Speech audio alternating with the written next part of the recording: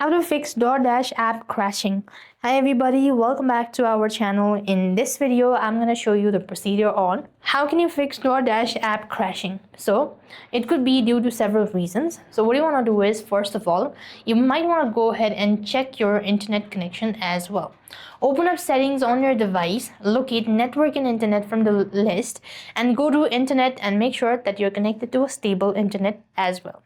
And while you're on this page, you also want to make sure to check your app cache and data. Go to apps from the list and select see all apps. Scroll down and locate DoorDash. Here it is. You want to go to storage and cache. Make sure to clear cache, and that should definitely help you out as well.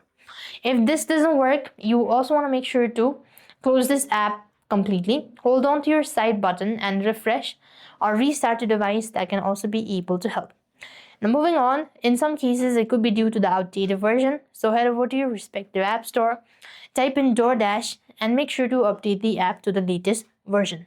If none of these procedures work, then you can simply uninstall your DoorDash and reinstall it. That might be able to help you out. So that's it. I hope the video was helpful. Make sure to like, share, and subscribe. Thank you for watching. See you in the next video.